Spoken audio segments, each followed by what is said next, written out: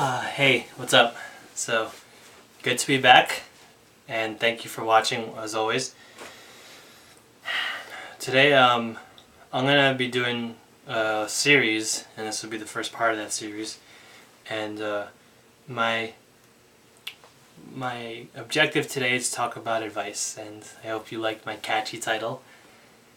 And one of my biggest pet peeves in this world is unsolicited advice.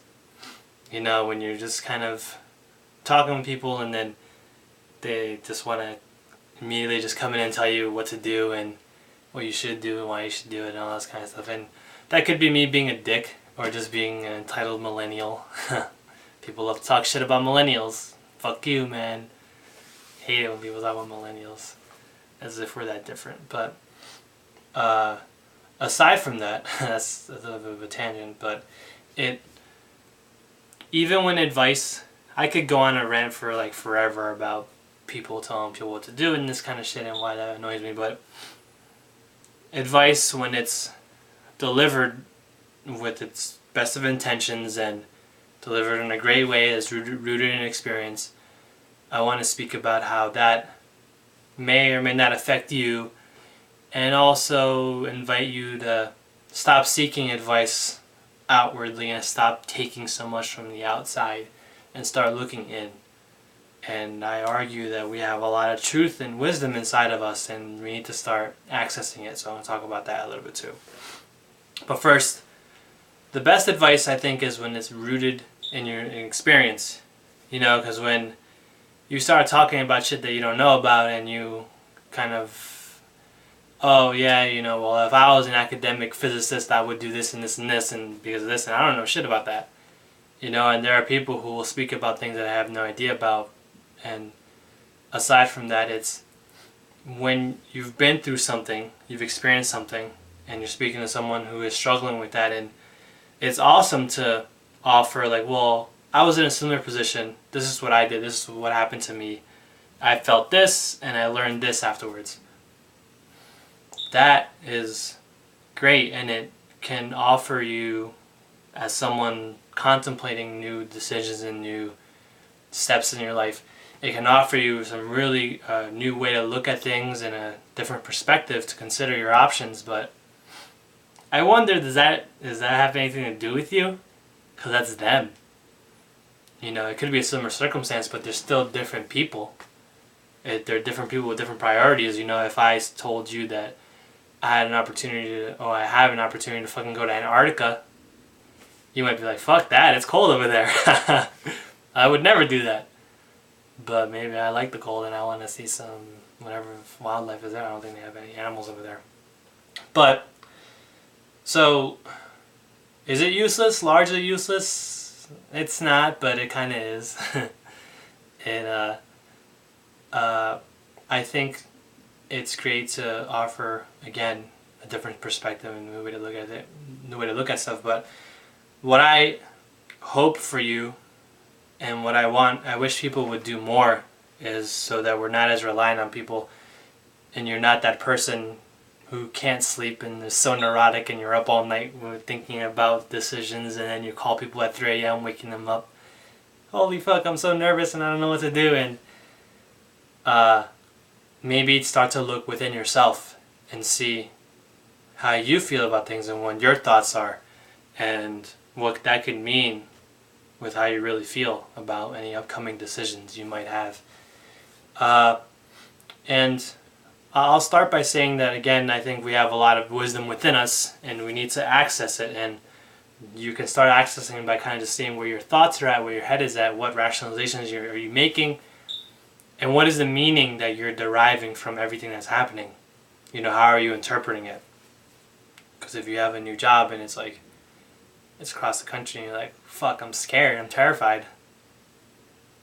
You know, what if I go over there and like eventually I get fired and I'm stuck across the country with no support system? Well, then you might have some fear of failure.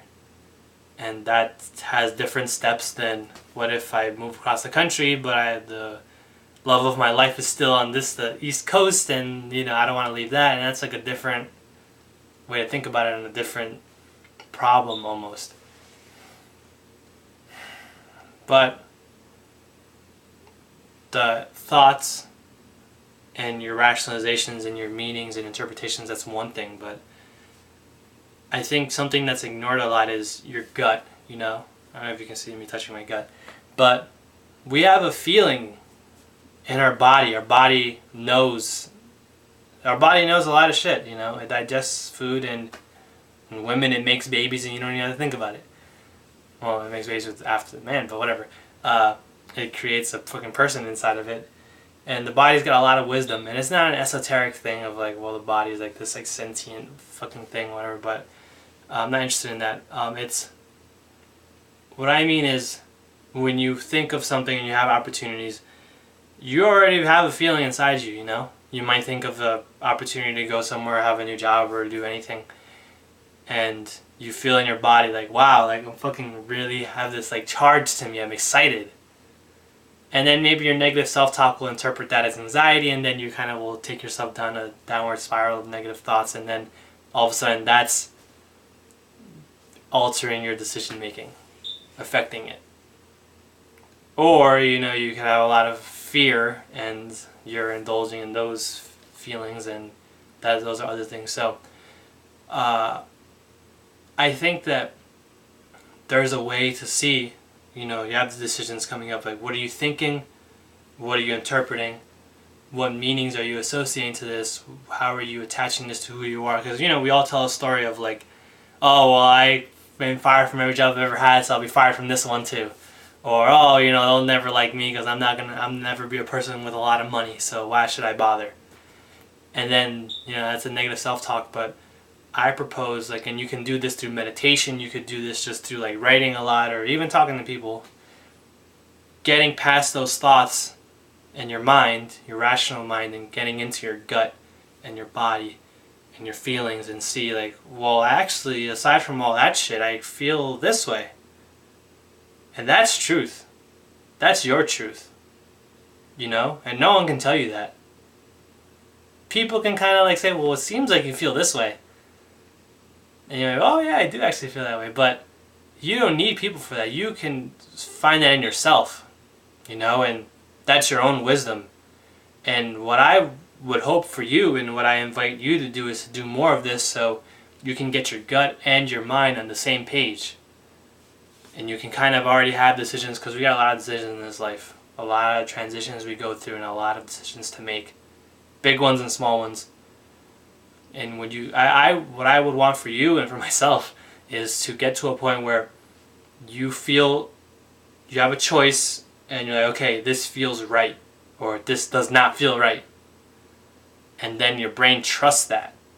And like, okay, well, I know this is not right because of this and this and this, so I know this is right, blah, blah, blah, blah. And you trust that your gut and your mind are on the same page. That's a very confident person. That's a very centered person. That's not a person who is gonna, you know, and you know, there's fear with anything, but that's a person who's sure of themselves and their decision-making capability. Like Tony Robbins always says that decision-making is a muscle, and you start making some decisions, and then it's easier to make other ones later on. But being grounded in your own experience and your truth, that's how you get there. So I invite you to think about all that, and I'd like to offer perspectives. So this is going to be a three-part, and it's the first part in a three-part series. And I'll be talking about, next one I'll be talking more about how to get past your thoughts and into your body, into your feelings, into your gut. And my favorite way to do that. Okay? So thanks again. Thanks so much for watching. Peace out. Subscribe.